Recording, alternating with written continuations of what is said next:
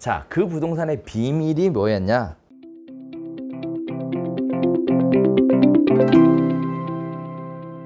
자, 두 번째 부동산 얘기예요. 그 지역 내에 계약서를 가장 많이 쓰는 두 번째 부동산 얘기인데 얘는 시사하는 바가 굉장히 많아요. 그래서 예전에 강의할 때는 그냥 짧게 설명하고 넘어갔어요. 핵심만 찝어드렸는데 사실 이 핵심보다는 과정이 더 중요해요.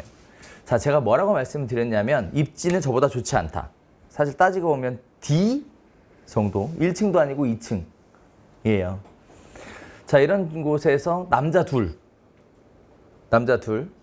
40대 중반의 남자 둘이서 중개업을 하고 있는 이 부동산 중개업소가 명의 변경을 가장 많이 하는 두 번째 중개업소라는 거예요. 사실 재건축 단지에서는 전월세는 큰 의미가 없어요. 워낙에 임대가가 낮아서. 네. 그래서 매매가 결국 꽂히거든요.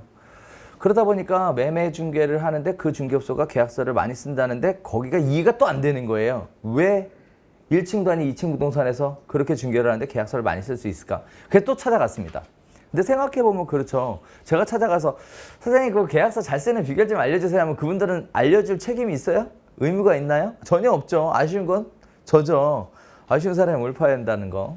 그래서 거기 가서 물어봤더니 그 사장님들이 저한테 이런 얘기 하시더라고요. 사장님 생각해보세요. 1층도 아니고 2층 이런 부동산에서 어떻게 계약서를 많이 쓰겠어요? 그거 잘못된 소문이에요. 그럴 리가 없어요. 그분들이 해주셨던 얘기예요. 그런데 첫 번째 부동산하고 두 번째 부동산의 특징이 뭐냐면요. 첫 번째 부동산은 일단 제가 들어가면 신경질을 냈어요. 근데 두 번째 부동산은요. 신경질을 안 내요.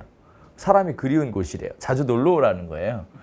네, 그래서 또 여기가 진짜 맞나? 라는 생각을 잠시 했었습니다만 맞다는 얘기를 확인하고 가는 거라 가서 물어봤어. 그랬더니 뭐 특별한 게 없더라고요. 그래서 뭐예요? 그랬더니 뭐 앉아서 논대요. 자기네들 취미 생활이 그 컴퓨터에 보면 지뢰찾기라는 게임이 있어요. 네, 그거 하는 게 취미 생활이래요. 지뢰찾기. 그래서 막 보여주고 그러더라고요. 그래서 아, 그런가 보다 했어. 네.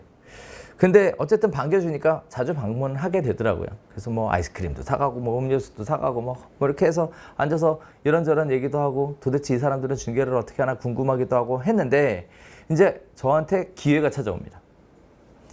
두 분이 합동사무실로 해서 동업을 하는 상황인데 한 분이 집에 일이 있어서 출근을 못해요. 아기가 어려서 네, 일해서 출근을 못해요. 근데 제가 놀러 갔는데 마침 이 한 분이랑 대화를 하는데 뭐라 그러냐면 자기가 지금 나가서 손님을 모시러 가야 되는데 손님이 올 거래요, 사무실로. 그러면 미안한데 부탁 하나만 하재요. 손님 오시면 자리 안내해드리고 이렇게 차 대접 좀 해달래요. 네, 거기까지만 좀 부탁한다고 하더라고요. 못 해줄 거 없죠. 뭐 시간도 많은데 뭐 그죠? 그래서 아유 뭐 해드리겠다고. 그럼 뭔가 해줬으면 기브 앤 테이크 뭐가 있을 거 아니야. 그죠? 그래서 뭐 내심 기대 엄청나게 하고 도와드리겠다고 이렇게 말씀을 드렸습니다. 좀 있으니까 안 그래도 손님이 오시더라고요. 그래서 차 대접하고 뭐 그리고 설명을 그 자리 안내해드리고 차 대접하고 뭐 좋아하시냐고 얘기하고 그리고 앉아서 사장님이 뭐 손님 모시러 가서 뭐 어쩌고저쩌고 설명을 해드렸습니다. 사실 사람이 아는 만큼 물어본다는 얘기가 거기서 또 나와요.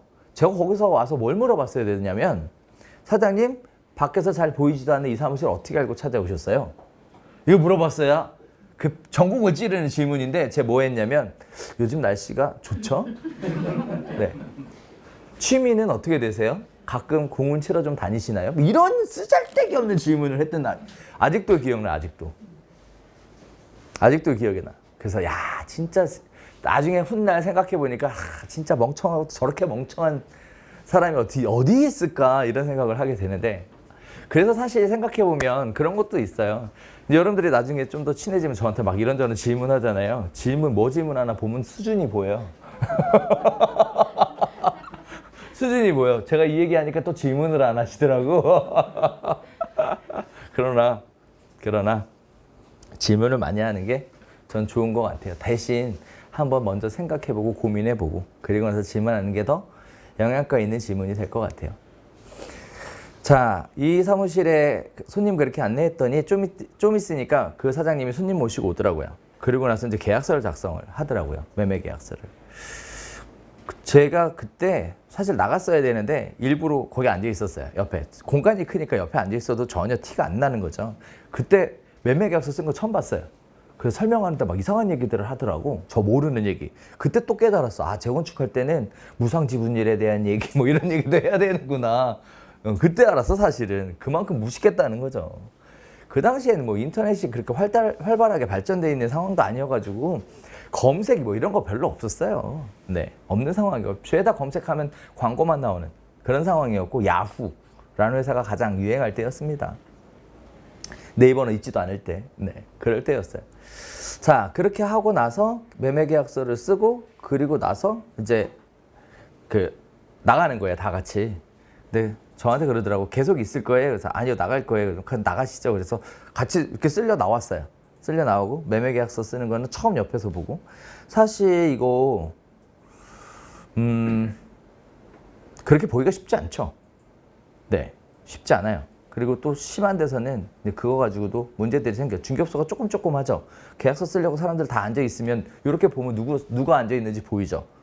그래서 사실 좀 심한 데들은 이런 데도 있어요. 제가 중개업을 제일 심하게 했던 데는 이렇게도 했었습니다.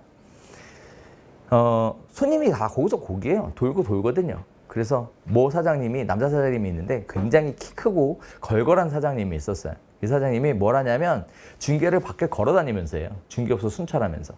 어떻게 하냐면 자기 사무실을 상담했죠. 그러고 가서 옆에 가서 계약서 쓰잖아요. 그러면은 문 열고 들어가요. 그러고 가서 김 사장님 거기 왜 있어? 그리고 손잡고 나와요. 네. 어떻게 하실 거예요? 보이니까. 네. 그러한 사례들도 있어요. 업계에서는. 네.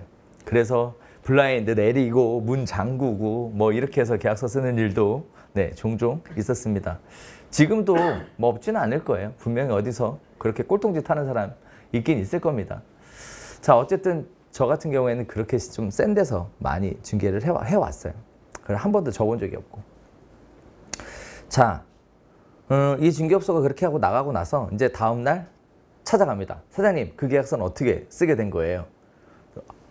계약서 못 쓴다면서 매매계약서만 잘만 쓰시더만 그거 어떻게 된 거예요? 그랬더니 그 사장님이 저한테 해주신 말씀이 뭐냐면, 아, 소가 뒷걸음질 치다가 우연하게 하는 거예요. 특별한 노하우가 없어요.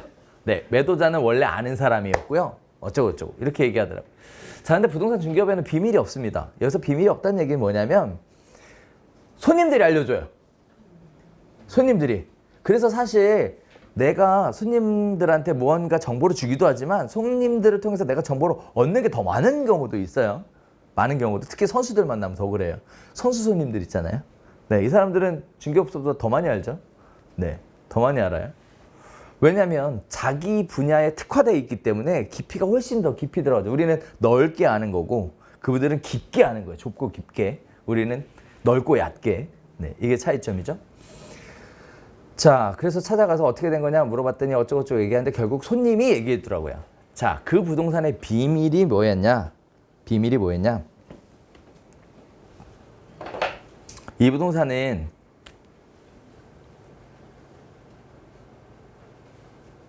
얘가 비밀이었습니다. 네.